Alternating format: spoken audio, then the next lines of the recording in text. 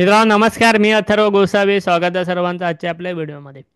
या आपल्या व्हिडिओमध्ये आपण आपलं म्युच्युअल फंड मराठी हे यूट्यूब चॅनलवरती जाणून घेणार आहोत की तुमच्यासाठी ग्लोबल म्युच्युअल फंड पोर्टफोलिओ कसा बनवायचा. सोबतच तुमची इन्व्हेस्टमेंट जी आहे ती ग्लोबली इन्व्हेस्टेड असणं म्हणजे बाहेरच्या कंट्रीजमध्ये सुद्धा तुमचं अलोकेशन असणं का जास्त इम्पॉर्टंट आहे इंडियन कंट्रीसोबतच. ओके, सर संपूर्ण आपण हे व्हिडिओमध्ये त्या सर्व गोष्टी कव्हर करणार आहोत, ते सर्व पॉईंट्स कव्हर करणार आहोत आणि सोबतच जे आहे ते आपण तुम्हाला 10,000 रुपयांची एक SIP तुम्ही कशाप्रकारे डायव्हर्सिफाय करू शकता आणि कशाप्रकारे तुमच्यासाठी एक ग्लोबल पोर्टफोलिओ सर्व कंट्रीमधला पोर्टफोलिओ कशाप्रकारे बनवू शकता तुमच्याच म्युच्युअल फंडमधून, हे आपण शिकून घेणार आहोत या व्हिडिओमध्ये. चॅनलवरती नवीन असाल चॅनलला आता सबस्क्राईब करून ठेवा.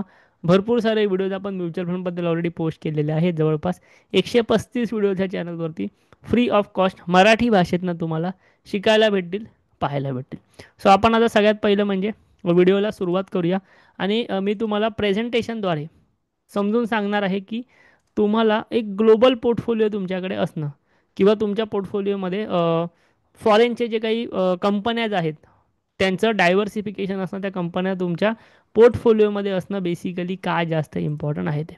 ओके, मी तुम्हाला आता एक जस्ट प्रेझेंटेशनवरती नेतो ज्यामध्ये मी तुम्हाला 10,000 रुपयांची SIPसाठी एक प्रॉपर पोर्टफोलिओसुद्धा तयार करून देणार आहे. पण त्याआधी आपण बघून घेणार आहोत की तुमच्या म्युच्युअल फंडमध्ये ग्लोबल डायव्हर्सिफिकेशन असणं का जास्त गरजेचं आहे. होप तुम्हाला सर्वांना स्क्रीन जी आहे ती व्यवस्थित दिसत असेल. मी माझा फेसवाली जी स्क्रीन आहे ती थोडीशी छोटी करतो जेणेकरून तुम्हाला हे प्रेझेंटेशन जे आहे PPTचं ते अगदी व्यवस्थित दिसेल. ओके, आता आपण बघून घेतो आहे ह्या टॉपिकबद्दल. तुमच्या गुंतवणुकीला जागतिक विस्तार देण्याची गरज का आहे, म्हणजे सध्याच्या काळात फॉरेन कंट्रीजमध्ये सुद्धा तुमचं अलोकेशन असणं का जास्त गरजेचं आहे इंडियनसोबत. ओके, ह्यामध्ये सगळ्यात पहिलं म्हणजे जेव्हा तुमचं जिओग्राफिकल डायव्हर्सिफिकेशन असतं म्हणजेच तुमच्याकडे अशा काही कंपन्या असतात ज्या बाहेरच्या देशातल्या आहेत, तर तुम्हाला एक भौगोलिक विविधता जपण्याचा चांगला ऑप्शन असतो. म्हणजे भारतीय बाजारात जरी घसरण झाली तरी इतर देश, इतर बाजार तेजीत असू शकतात, इतर मार्केट तेजीत असू शकतात. त्यामुळे तुमचा पोर्टफोलिओला जो आहे तो एक बॅलन्स प्रोव्हाइड होतो. ओके, वेगवेगळ्या देशांमध्ये तुम्ही गुंतवणूक करून तुमची जोखीमसुद्धा कमी करू शकता आणि घाबरायची अजिबात गरज नाही आहे. आपल्या देशामध्येही असे म्युच्युअल फंड्स आहेत जे तुम्हाला बाहेरच्या कंट्रीमधल्या कंपन्यांमध्ये इन्व्हेस्टमेंट करायला परवानगी देतात. ते आपण सर्व इथे बघून घेणार आहोतच. त्यानंतर करन्सी डायव्हर्सिफिकेशन. तुम्हाला माहिती आहे डॉलरमध्ये जर तुम्ही गुंतवणूक केली ना तर डॉलर ॲप्रिशिएशनचा सुद्धा फायदा भेटतो. ओके, फॉर एक्झाम्पल डॉलर काही काळापूर्वी 75 रुपये होता, म्हणजे 75 रुपये $1 किंमत होती. आता $1 किंमत 186 रुपये आहे. तुम्ही समजा तेव्हा $1 विकत घेतला असता 75 रुपयाला, तर आज त्याची किंमत ऑटोमॅटिकली 86 झाली असती. ओके, कारण की डॉलरची प्राईस जी आहे ती ॲप्रिशिएट होते आहे. आता तुम्हाला डॉलर विकत घ्यायचं म्हणजे काय घ्यायचं, इन शॉर्ट तुम्ही जर समजा फॉरेन कंपनीमध्ये इन्व्हेस्ट केलं असतं तर तुम्हाला तिकडे इन्व्हेस्ट करण्यासाठी इंडियन रुपीज टू डॉलरमध्येच इन्व्हेस्ट करावं लागणार. ऑब्वियसली त्या फॉरेन कंपनीचा स्टॉक तर वाढणारच असणार. चांगली कंपनी असेल तर ऑब्वियसली तुम्हाला स्टॉक वाढलेलाच असणार, प्लस डॉलर वाढल्यामुळे तुम्हाला चांगले रिटर्न्स अजून भेटणार. डॉलर ॲप्रिशिएशनचा फायदा तुम्हाला भेटतो जेव्हा तुम्ही US मधल्या चांगल्या कंपन्यांमध्ये इन्व्हेस्टमेंट करता तेव्हा. डबल फायदा असतो तो. ओके, आणि तुम्हाला रुपया जरी कमजोर झाला, म्हणजे जसं आता सध्या रुपया कमजोर होतोय आपला, तर विदेशी गुंतवणुकीत तुम्हाला फायदा होतो कारण की त्यावेळेला त्यांची करन्सी मजबूत होत असते त्यामुळे. हा एक मेजर बेनिफिट असतो. त्यानंतर तिसरा पॉईंट, तुम्हाला लीडिंग ग्लोबल कंपनीचा फायदा उठवता येतो. तुम्हाला त्याच्यामध्ये भागीदारी भेटते. भागीदारी म्हणजे तुम्हाला त्यांचे शेअर्स भेटतात. लाईक ॲपल, गुगल, ॲमेझॉन यासारख्या कंपन्या भारतात लिस्टेड नाहीत, पण म्युच्युअल फंडच्या माध्यमातून ग्लोबल फंड्सद्वारे तुम्ही अशा कंपन्यांमध्ये गुंतवणूक अगदी स्वस्तामध्ये करू शकता, शक्य करून आणू शकता. त्यामुळे तुम्हाला ह्या मोठ्या कंपन्यांमध्ये गुंतवणूक करणं जास्त इम्पॉर्टंट आहे. कारण की आता बघा, जे पण नवीन टेक्नॉलॉजी येते आहे संपूर्ण जगामध्ये, मला तुम्ही एकदम ऑनेस्टली उत्तर द्या, संपूर्ण जगामध्ये जी पण नवीन टेक्नॉलॉजी येते आहे ती सगळ्यात पहिलं कोण आणत आहे? सगळ्यात पहिले इंडियन कंपनीज आणतायत की सगळ्यात पहिले US कंपनी आणतायत, बाहेरच्या कंपनी आणतायत? तर ऑब्वियसली ज्या बाहेरच्या मोठ्या कंपनीज आहेत त्या सगळ्यात पहिली जगामध्ये चांगली नवीन टेक्नॉलॉजी आणत आहेत. तुम्ही ॲपलचं नाव ऐकलेलं असेल, गुगल आहे, ॲमेझॉन आहे, बऱ्याचशा कंपन्या आहेत ज्याच्यामध्ये तुम्हाला मेटा आहे किंवा टेस्ला आहे. बऱ्याचशा कंपन्या पहिली चांगली नवीन टेक्नॉलॉजी आणतात आणि त्यानंतर ऑब्वियसली भारतातील आय टी कंपन्या त्यांच्याकडून कामं मिळवतात किंवा ते त्यांच्यासाठी कामं करत असतात भारतातील आय टी कंपन्या. सो त्यामुळे ह्या मोठ्या कंपन्यांमध्ये तुमची इन्व्हेस्टमेंट असणं गरजेचं आहे की ज्या की ऑब्वियसली यू एसमधल्या आहेत. त्यानंतर तुम्हाला इकॉनॉमिकल सायकल म्हणजे स्वतंत्र अर्थचक्र, जसं की भारत आणि इतर देशांचे मार्केट वेगळ्या सायकलमध्ये असतात. त्यामुळे एकाच वेळी सर्व मार्केट कोसळत नाहीत. ओके, प्रत्येक देशाची ग्रोथ वेगळी असते. सो त्यामुळे सर्व देशाचे मार्केट एकाच वेळेला कोसळणं फार जास्त कठीण असतं, अनलेस जर काही ग्लोबल इव्हेंट असेल, म्हणजे जसं युद्धाची वगैरे परिस्थिती असेल किंवा कोविडसारखी परिस्थिती असेल, तर ऑब्वियसली सर्व मार्केट कोसळणार. बट जेव्हा पर्सनल त्या देशाची इकॉनॉमीचा प्रश्न असतो, तर त्यावेळेला सर्व मार्केट एकसाथ शक्यतो कोसळत नाहीत. रिक्स तुमची कमी होते, रिक्स रिडक्शन होतं. राजकीय आणि आर्थिक धोके एका देशापुरते मर्यादित राहतात. समजा आज भारत या देशामध्ये सत्ता पालट झाला, तर भारताचं मार्केट कोसळू शकेल किंवा वाढू शकेल. बट अमेरिकेचं मार्केट किंवा बाहेरच्या देशातलं मार्केट एवढा मोठा इम्पॅक्ट होणार नाही. ओके, त्यामुळे ग्लोबल पोर्टफोलिओमुळे जे आहे ते हे धोके तुमचे कमी होतात, कारण की तुमची इन्व्हेस्टमेंट ग्लोबली विखुरलेली आहे. Okay, long term potential. Bharat developing market आहे, अमेरिका युरोप मॅच्युअर मार्केट्स आहेत. स्टेडी आणि हाय ग्रोथसाठी दोनही मार्केटचा समतोल महत्त्वाचा असतो. म्हणजे तुम्ही फक्त डेव्हलपिंग मार्केटमध्ये इन्व्हेस्टमेंट करून चालत नाही. तुमच्या कंपनीमध्ये अशाही कंपन्या पाहिजेत की जे मॅच्युअर मार्केट्स आहेत, म्हणजे ते चांगल्या प्रकारे डेव्हलप झालेले आहेत, मॅच्युअर्स आहेत आणि नवीन नवीन शोध जे आहे ते लावतच चाललेले आहे. Tax advantage through fund of funds. तुम्ही जर ग्लोबल फंड ऑफ फंडमध्ये इन्व्हेस्टमेंट केली तर त्यामध्ये तुम्हाला हा फायदा होतो आणि 3 वर्षांचा तुम्हाला इंडेक्सेशनचा बेनिफिटसुद्धा भेटतं. तर ह्याच्याबद्दल तुम्हाला तुमचा सी ए अधिक माहिती देऊ शकेल इंडेक्सेशन म्हणजे काय. त्यानंतर निष्कर्ष म्हणजे अ, असं नेहमी म्हणतात की don't put all your eggs in one basket. Warren Buffett यांनी ही शिकवण दिलेली आहे गुंतवणुकीमधली, की तुमचे सर्व एग्स जे आहेत ते एका बास्केटमध्ये ठेवू नका, म्हणजे एका कंट्रीमध्ये सर्व पैसे तुम्ही लावू नका. ग्लोबल डायव्हर्सिफिकेशन जर तुम्ही केलं तर तुमचा पोर्टफोलिओ अधिक मजबूत आणि सुरक्षित राहतो. ओके, आता मी तुम्हाला ह्या गोष्टीचं सगळं सांगितलं प्रेझेंटेशनच्या मार्फत की ग्लोबल पोर्टफोलिओचं महत्त्व काय आणि तो का असावा. आता किती लोक इथे अशी आहेत ज्यांना एक ग्लोबल पोर्टफोलिओ आपण बनवून देणार आहोत. तुमची जर 10,000ची एस आय पी असेल तर आता ऑब्वियसली तुमची 5,000ची एस आय पी असेल तर तुम्ही त्याच्या अर्धे इन्व्हेस्टमेंट करू शकता. 20,000ची असेल तर डबल करू शकता. एक 10,000 रुपयाचा आपण एक एक्झाम्पल घेतलेलं आहे. किती लोक इंटरेस्टेड आहेत अशा प्रकारचा ग्लोबल पोर्टफोलिओ बनवण्यासाठी मला कमेंटमध्ये यस टाईप करून पाठवा. कमेंटमध्ये यस करा आणि व्हिडिओला लाईक करा. सो आता मी तुम्हाला ह्यामध्ये सांगतो की कशा प्रकारे ॲक्च्युली तुम्ही तुमचा ग्लोबल पोर्टफोलिओ बनवू शकता. तुमच्याकडे कशा प्रकारचे काय काय ऑप्शन्स जे आहेत ते यामध्ये असू शकतात ते. सो तुम्ही जर सर्वजण रेडी असाल, कमेंट जर केलेली असेल, तर आता आपण तुम्हाला एक 10,000 रुपयांची एस आय पी करण्यासाठी तुमच्याकडे काय काय पर्याय आहेत, तुम्ही तुमचा 10,000 रुपयांचा एस आय पी पोर्टफोलिओ कशा प्रकारे बनवू शकता हे शिकून घ्यायला सुरुवात करूया. सर्वांना समोर स्क्रीन दिसत असेल ज्यामध्ये मी तुम्हाला ग्लोबल प्लस इंडियन म्युच्युअल फंडचा एक portfolio S I P portfolio बनवून देणार आहे, ज्याची प्राईज आहे 10,000 रुपये. प्राईज म्हणजे 10,000ची एस आय पी तुम्ही करत असाल तर. तुम्ही 5,000ची एस आय पी करत असाल तर ह्या व्हिडिओमध्ये मी जे सांगेन ते तुम्हाला पुढे पाहायला नक्कीच भेटेल, तर तुम्ही अर्धी एस आय पी करू शकता. सो सगळ्यात पहिला फंड आहे तो म्हणजे पराग पारिक फ्लेक्झी कॅप फंड. ठीक आहे, पराग पारिक फ्लेक्झी कॅप हा जो फंड आहे मी आपल्या चॅनलवरती याआधी बऱ्याचदा डिस्कस केलेला आहे. 2,500 रुपयाची एस आय पी तुम्ही ह्यामध्ये करू शकता 10,000पैकी. जवळपास 25% अलोकेशन तुमचं यामध्ये राहील. मी हे सर्व फंड डिस्कस करणार आहे एक एक करून. पराग पारिक फ्लेक्झी कॅप आता आपण एक काम करूया, वेबसाईटवरती जाऊन एकदा चेक करून घेऊया की ह्या फंडमध्ये कशा प्रकारचे रिटर्न्स आहेत, काय आहेत वगैरे. जे पण आपले जुने इन्व्हेस्टर्स आहेत त्यांना माहिती आहे ह्या फंडबद्दल, कारण की बऱ्याच लोकांची इन्व्हेस्टमेंट ह्या फंडमध्ये ऑलरेडी आहे. कारण की जवळपास 1,00,000 करोडचा एम पराग पारिकने क्रॉस केलेला आहे. सो 1,00,000 करोड इतकी अमाऊंट एका फंडकडे आहे, म्हणजे किती मोठी इन्व्हेस्टमेंट लोकांची असेल विचार करा. आणि ह्याचं कारणही असंच आहे, गेल्या 10 वर्षात ह्या फंडने 18.4%च्या सी ए जी आरने रिटर्न्स डिलिव्हर केलेले आहेत, जे की फ्लेक्झी कॅप कॅटेगरीमध्ये हायेस्ट चांगले रिटर्न्स आहेत. सो पारंपरिक फ्लेक्झी कॅप फंड तुमच्या पोर्टफोलिओमध्ये हवाच, कारण की ह्याच्यामध्ये तुम्हाला लार्ज कॅपमध्ये 71, मिड कॅपमध्ये 1%, स्मॉल कॅपमध्ये 2% आणि डेपमध्ये सध्या 22%चं अलोकेशन पारंपरिक फ्लेक्झी कॅप फंडचं इथे दिलेलं आहे. सो हा फंड तुमच्या पोर्टफोलिओमध्ये असला पाहिजे. आपण हा फंड इन डिटेल ह्या आधीसुद्धा चॅनलवरती डिस्कस केलेला आहे. सो ह्या व्हिडिओमध्ये मी कोणताही फंड इन डिटेल डिस्कस नाही करणार आहे. त्यानंतर सेकंड, तुमच्या पोर्टफोलिओमध्ये तुमची एस आय पी जी आहे ती म्हणजे ॲक्सिस मिड कॅप. लक्षात घ्या, आपण एक फ्लेक्झी कॅप फंड घेतला ज्यामध्ये 71% लार्ज कॅप कंपनीज आहेत. सो याचा अर्थ ह्या फंडमध्ये लार्ज कॅपचा मोठा अलोकेशन आला. आता आपण मिड कॅपकडे जाऊ. ॲक्सिस मिड कॅप फंड, इथे तुम्ही 2,000ची एस आय पी करू शकता, जे की तुमच्या टोटल 10,000च्या पोर्टफोलिओपैकी 20% अलोकेशन झालं.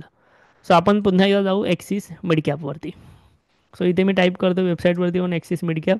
ही वेबसाईट आहे, मी इव्हन तुम्हाला शिकवलेली आहे. जुने व्हिडिओज बघून घ्या, दिसून येईल. ओके, इथे बघा Axis mid cap. Axis mid कॅपमध्ये टोटल एम आहे 30,000 करोडचा. मिड कॅप कॅटेगरी असल्यामुळे मिड कॅपमध्ये 75%ची होल्डिंग आहे आणि इव्हन लार्ज कॅपमध्ये 13%ची होल्डिंग आहे. सो मिड कॅप चांगलं भरलेलं आहे. स्मॉल कॅपमध्ये 5%ची होल्डिंग आहे. डेपमध्ये सध्या 5%ची होल्डिंग आहे. गेल्या 10 वर्षाचं रिटर्न्स आहेत 70.44. सो ह्या म्युच्युअल फंडने गेल्या 10 वर्षामध्ये 70.4च्या CAGRने रिटर्न्स चांगल्या प्रकारे डिलिव्हर केलेले आहेत.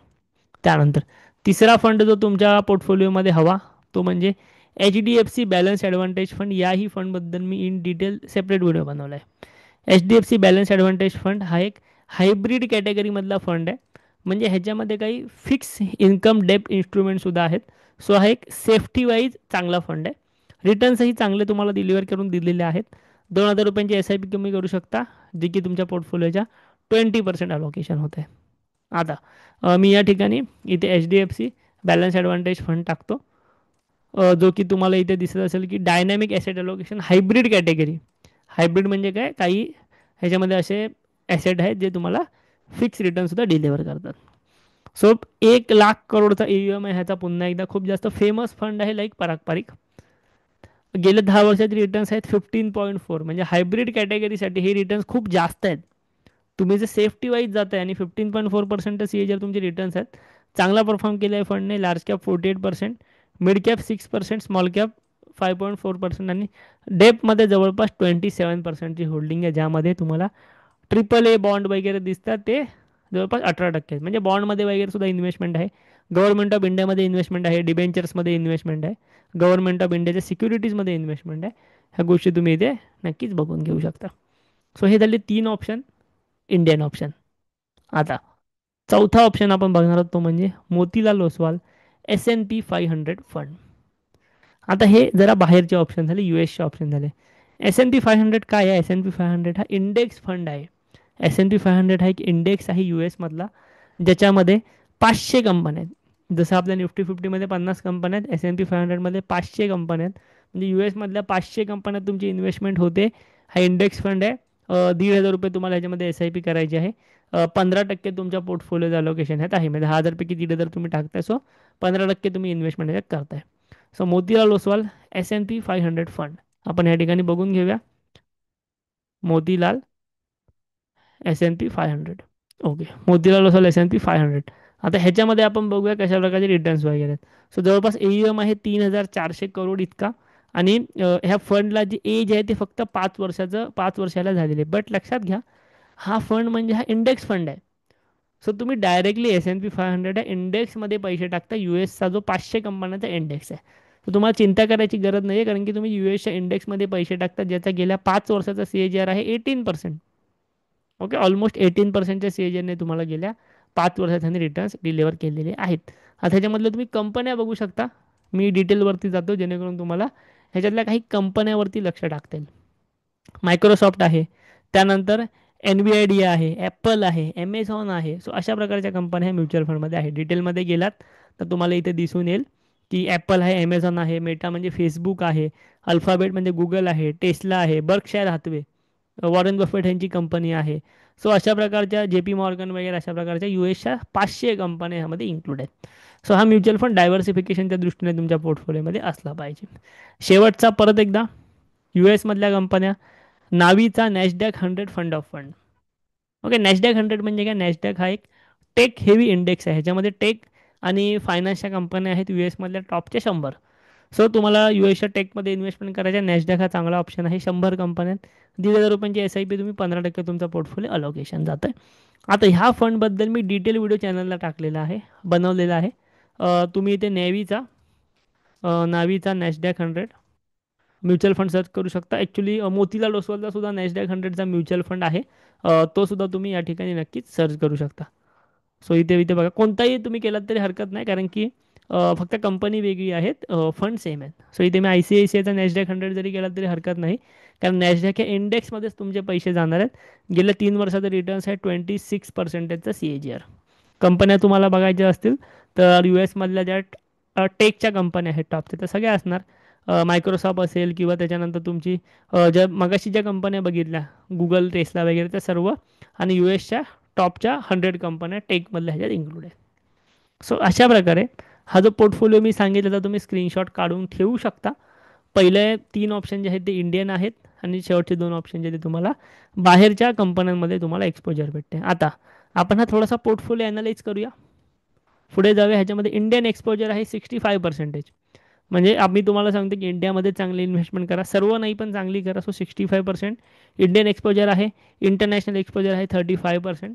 फंडचे जर टाईप बघाल, त्याच्यामध्ये तुमची इक्विटीमध्ये इन्व्हेस्टमेंट होते. इक्विटी म्हणजे स्टॉक्स, हायब्रिडमध्ये पण होते आणि US इंडेक्समध्ये पण होते. क्लिअर? US जेवढे पण मी तुम्हाला फंड सांगितले हे दोघंही इंडेक्स फंड आहेत. तुमचा गोल जर लॉंग टर्म वेल्थ बिल्डिंग असेल 5 वर्षापेक्षा जास्त, तरच तुम्ही ह्या म्युच्युअल फंड्समध्ये इन्व्हेस्टमेंट करा. ह्या 10,000च्या SIP प्रमाणे तुम्ही नक्कीच जाऊ शकता. तुमची SIP 5,000ची असेल तर जी मी अमाऊंट सांगितली ती तुम्ही हाफ करा. तुमची SIP 20,000ची असेल, सांगितली अमाऊंट डबल करा. ओके. तुमचं जर एज 25 ते 45मध्ये असेल आणि तुम्ही मॉडरेट रिस्क घेऊ शकत असाल, म्हणजे थोडीशी रिस्क, तर तुमच्यासाठी हा पोर्टफोलिओ बेस्ट असू शकतो. त्यानंतर ह्या पोर्टफोलिओची गरज काय, तर मी तुम्हाला जसं बोललो डायव्हर्सिफिकेशन. इंडिया आणि प्लस ग्लोबल मार्केटमध्ये डायव्हर्सिफाय होतं. ग्रोथ प्लस स्टॅबिलिटीचा बॅलन्स होतो. लो एक्सपेन्स रेशो, कारण की इंडेक्स फंड आहेत. 2, exposure to tech giants via Nasdaq 100, म्हणजे टेक हेवी कंपन्यांमध्ये तुमची इन्व्हेस्टमेंट होते नॅशडॅक 100च्या थ्रू. आणि तुमची जर SIP 10,000 रुपये पर मंथ असेल तर अगदी सुटेबल हा पोर्टफोलिओ तुमच्यासाठी आहे. सो अशा प्रकारे मी तुम्हाला 10,000च्या SIPसाठी पोर्टफोलिओ सांगितलेला आहे. सोबतच तुम्ही तुमचं ग्लोबल डायव्हर्सिफिकेशन का असलं पाहिजे हेही तुम्हाला मी एक्सप्लेन केलेलं आहे. सो हा व्हिडिओ तर तुम्हाला आवडलेला असेल. तुम्हाला लोकांनी व्हिडिओ तुम्ही भरपूर बघताय, बट व्हिडिओला लाईक फार कमी येत आहेत. सो व्हिडिओ आवडला तर व्हिडिओला एक लाईक नक्की करा. ओके. तुम्हाला अजून कोणत्या टॉपिकवरती व्हिडिओ हवे मला नक्की सांगा. व्हिडिओ लाईक करा, व्हिडिओला कमेंटमध्ये आम्हाला नक्की सांगा आणि आपल्या चॅनलला देखील नक्की सबस्क्राईब करा. सोबतच तुम्हाला जर आपल्या under mutual fund account open करायचं असेल तर व्हिडिओच्या डिस्क्रिप्शनमध्ये आमची लिंक आहे. ओके. आपण सुद्धा MFI register mutual fund distributor आहोत. तुम्हाला अकाउंट ओपन करायचं असेल व्हिडिओच्या डिस्क्रिप्शनमधल्या व्हॉट्सअप नंबरने आम्हाला मेसेज करा. व्हॉट्सअप नंबरवर क्लिक करा. व्हिडिओच्या डिस्क्रिप्शनमध्ये आमची व्हॉट्सअपची लिंक आहेच. क्लिक करा, आम्हाला मेसेज जाईल, तुम्हाला ॲपची लिंक येईल. त्या ॲप्लिकेशनच्या लिंकवरून तुम्ही तुमचं फ्री अकाउंट आमच्या अंडर ओपन करू शकता. तुम्हाला अशा प्रकारचे पोर्टफोलिओबद्दल माहिती जी आहे ती तिकडे नक्कीच दिली जाईल. ओके. थँक्यू. धन्यवाद.